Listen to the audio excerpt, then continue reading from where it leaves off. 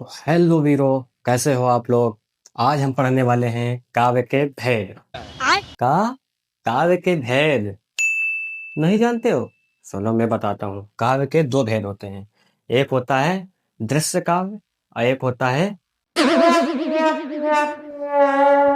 याद नहीं आ रहा, श्रव्य काव्य। ऐसे ही तुमको भी पता होगा, याद नहीं आ रहा होगा। अभी देखो, मैं तुमको सब याद करा के भेजता हूँ। एक होता है श्रव्य काव्य, श्रव्य काव्य, श्रव्य काव्य। और एक होता है दृश्य काव्य, दृश्य, दृश्य का दरस ना, दृश्य, दृश्य काव्य। काव्य के कितने भेद होते हैं? दो भेद होते हैं। कौन कौन से? दृश्य काव्य, श्रव्य काव्य। ठीक, क्लियर। अब सुनो, श्रव्य काव्य का मतलब और दृश्य काव्य का मतलब क्या होता है। जैसे कोई काव्य आपने पढ़ा, काव्य मतलब समझते हैं, जिससे कोई आनंद, कोई पढ़ो कोई चीज, उससे तुमको आनंद मिले, वो तो काव्य होगा। मान लो जैसे तुम श्रव्य काव्य के अंदर याद आएगा। अरे थोड़ा अभी नए नए हैं, थोड़ा सा एडजस्ट कर लेना। श्रव्य काव्य के अंतर्गत आएगा, जैसे मान लो कोई आप काव्य कोई पढ़ रहा है और उसको आपने सुन लिया और उससे आपको अंदर आनंद की अनुभूति हुई। हम बहुत खुश हैं, ऐसी फीलिंग आती है, तो समझ जाना कि वो श्रव्य काव्य है। और दृश्य काव्य में, दृश्य काव्य के अंतर्गत मान लो जैसे कोई काव्य मतलब सामने है लिखा हुआ है और आपने खुद ही पढ़ लिया, दूसरों दूसरों से नहीं सुना, खुद ही पढ़ लिया और आपके अंदर माँ आनंद आ रहा है, फूले नहीं समा रहे हैं और आपके अंदर आनंद की अनुभूति हो रही, समझ लेना कि दृश्य काव्य है। यहाँ तक क्लियर? आप सुनो, ससुरा कह रहा है कि हमारे भी भेद होते हैं। कौन? श्रव्य का बोल रहा। चलो इसके भी सुन लो, कौन कौन से भेद होते हैं। तो इसके अंतर्गत आते हैं प्रबंध काव्य और मुक्तक काव्य। कौन कौन? प्रबंध काव्य, प्रबंध काव्य एंड ये हो जाएगा मुक्तक काव्य। प्रबंध काव्य, मुक्तक,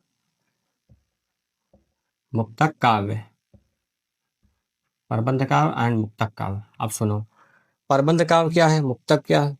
अरे सर जी, हमका ना पता है। अरे सबर करो यार, बता रहे हैं ना आपको। देखो, प्रबंध काव्य दिख रहा है ना, प्रबंध काव्य और मुक्तक काव्य ये किसके भेद है? श्रव्य काव्य के। तो प्रबंध काव्य क्या होता है?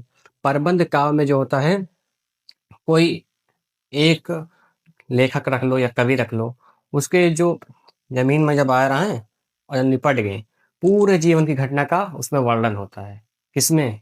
प्रबंध काव्य में, प्रबंध काव्य में। ठीक। और मुक्तक काव्य में, अब मान लो वही कवि आए थे, कहाँ? धरती पर आए, बोझ बढ़ाकर चले गए, सिलेबस बढ़ाकर चले गए, अरे वो बात की बात है। आए धरती पर, ठीक।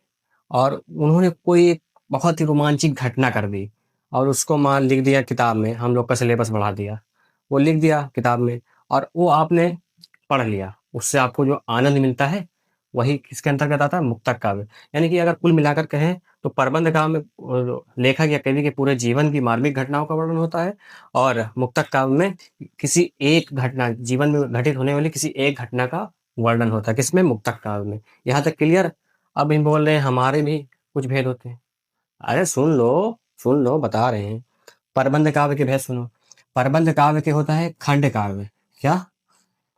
खंड काव्य, खंड काव्य। एंड एक होता है महाकाव्य, खंड काव्य, महाकाव्य। एंड होता है आख्यानक गीतियां। आखी वाली गीतियां नहीं, आख्यानक गीतियां। क्या? आख्यानक गीतियां। सुनो, अभी इसका मतलब भी बता रहे हैं। आप लोग क्यों इतना परेशान हो रहे हैं? जब तक आपका मंसूर भाई है, नो टेंशन। आख्यानक गीतियां। क्या गीतियां? आख्यानक गीतियां हो गया है। अब सुनो, खंड काव्य क्या होता है। खंड काव्य जो है वो मुक्तक काव्य से काफी मिलता जुलता है। सुनो कैसे।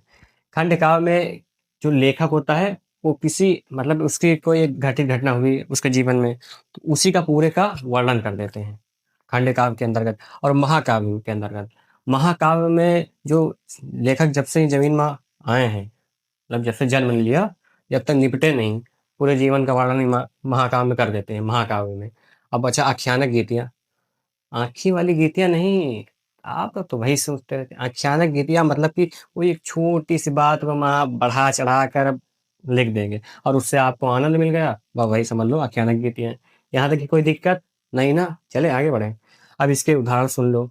खंड काव्य। खंड काव्य के तुम कह सकते हो खंड काव्य के मान लो तुम पंचवटी। अब ये रचना आपको अच्छी तरीके से पता होगी किसकी है, मैथिली शरण गुप्त की रचना है, ठीक है। इसका एक उदाहरण ये हो जाएगा। अब महाकाव्य आप तो अच्छी तरीके से जानते हैं, रामचरितमानस। इससे अच्छा कोई उदाहरण हो ही नहीं सकता।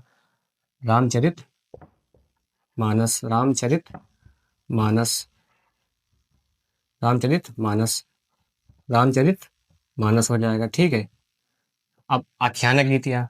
आख्यानक गीतियाँ अब मीराबाई के दोहे या किसी के दोहे रख लीजिए, आप ले लीजिए मीराबाई के दोहे। मीराबाई के दोहे, ठीक है। यहाँ तक क्लियर। अब सुनो मुक्तक काव्य के बारे में सुनो। इसमें क्या बताया था, जो किसी एक मार्मिक घटना का बढ़ा चढ़ाकर वर्णन करते हैं, ये मुक्तक के हमने बोला था, आया था। अब इसके भी अंतर्गत आते हैं दो भेद। एक होता है गेय मुक्तक और एक होता है पाठ्य मुक्तक। क्या? गेय मुक्तक एंड एक होता है पाठ्य मुक्तक। पाठ्य मुक्तक। अब इसका मतलब भी समझो। गेय मुक्तक, जैसे आप लोग गाना नहीं गाते हैं एकदम फटी आवाज में, अरे मतलब यहाँ पर फटी आवाज फिलहाल नहीं है, जो आप गाना गाते हैं तो उससे जो आनंद की अनुभूति होती है वो आता है गेय मुक्तक में। और मान लो कोई आप किताब पढ़ रहे हैं, कोई नाटक वगैरह पढ़ रहे हैं, उससे आपको अंदर आनंद की अनुभूति हो गई, ओए हट मैं आनंद में हूँ, ऐसा आपको फीलिंग आ गई तो समझ जाना पाठ मुक्तक है। बस अब कुछ नहीं बचा, सब है। मैं जितना बोल रहा हूँ इतना आप तैयार कर लो। तैयार क्या, आपको तैयार हो ही गया होगा, मुझे पूरा भरोसा है। इससे अलग काव्य के भेद के अंदर कुछ नहीं होगा। और इसको आपने तैयार कर लिया तो मेरी गारंटी है कोई भी एग्जामिनर एक नंबर भी इसमें नहीं काट सकता है। मैंने जैसे बताया है अपनी भाषा में बता दिया है, आप इसको वैसे हिंदी भाषा में थोड़ा सा करके लिख लेंगे, आप इतने समझ गए। और अगर ये वीडियो अच्छी लगी हो तो प्लीज़ प्लीज़ प्लीज़ आगे तक शेयर कर दें और लाइक सब्सक्राइब जरूर करें। और सुनो, मैं भी अभी स्टूडेंट हूँ, क्लास 11th में हूँ। मेरे मैथ में जो है 100 आउट ऑफ 100 आए। अगर आप लोग चाहते हैं कि मेरे 100 आउट ऑफ 100 कैसे आए, मैं कैसे बताऊँ, मतलब कैसा रहा मेरा एक्सपीरियंस, किस तरह मैंने तैयारी की, सब चीज़ बताऊँ, तो इसके लिए आपको मेरे 10 डेज़ के अंदर 1 के सब्सक्राइबर कराने पड़ेंगे। ये मेरा टारगेट है। जैसे ही मेरे 1 के सब्सक्राइबर होंगे, मैं आपको एक-एक चीज़ खोल दूँगा कि मैं कैसे 100 आउट ऑफ 100 कैसे लाया। मेरा अभी ये कैमरे के सामने ज़्यादा एक्सपीरियंस नहीं बोलने का, लेकिन मैं पूरी कोशिश करूँगा कि कैसे लाएँ सब पूरा बता दूँगा आपको। इसलिए आप लोग ज़्यादा से ज़्यादा चैनल को शेयर करें और सब्सक्राइब करें, लाइक करें, बेल आइकन ज़रूर दबाएँ। धन्यवाद।